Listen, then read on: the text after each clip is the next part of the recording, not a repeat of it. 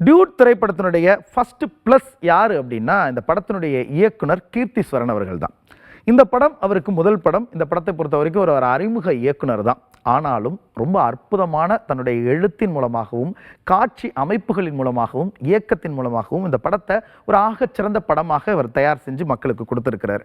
படம் அப்படிங்கிறது வெறும் ஃபன்னான எலமெண்ட்ஸ் மட்டும் கோர்த்தா போதாது, அதுக்குள்ள ஒரு சமூக கருத்தையும் இந்த காலத்து இளைஞர்களுக்கு கொண்டு போய் சேர்க்கணும் அப்படிங்கிற முனைப்பு இருக்கு இல்லையா, அவருடைய அந்த முனைப்பு தான் இந்த படத்தினுடைய வெற்றிக்கான காரணம் அப்படின்னே நம்ம சொல்லலாம். அப்படி ஒரு அழகான எழுத்தோட, அற்புதமான காட்சி அமைப்புகளோட, அற்புதமான இயக்கத்தோட மக்களுக்கு ஒரு படத்தை பிரசன்ட் செய்த விதத்துல இந்த படத்தினுடைய பிளஸ்ஸாக மாறி இந்த படத்தை மக்கள் மனசுல ஒரு படி மேல தூக்கி வைக்கிறாரு இயக்குனர் கீர்த்திஸ்வரன் அவர்கள்.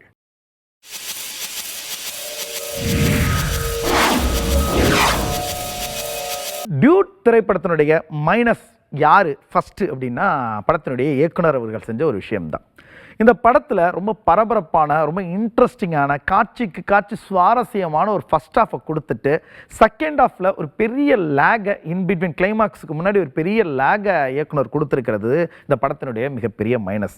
ஃபர்ஸ்ட் ஹாஃபை ரொம்ப நேர்த்தியாக எழுதின இயக்குனர் செகண்ட் ஹாஃபில் எப்படி இந்த காட்சிகள் எல்லாம் கொண்டு வந்து ஒரு இடத்துல முடிக்கிறது, நம்ம வித்தியாசமாக இருக்கணும் அப்படிங்கிறதுக்காகவும் புதுசாக இருக்கணும் அப்படிங்கிறதுக்காகவும் சில காட்சிகளை இந்த படத்தில் வச்சுட்டோம். இந்த கதையினுடைய டைரக்ஷனை வேறு திசையில் நம்ம வந்து செலுத்திட்டோம்.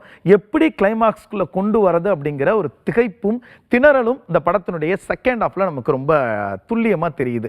அதனால பல இடங்கள்ல லேக் ஆகி படம் எங்கெங்கோ பயணிச்சு ஒரு இடத்துல வந்து முடியுது.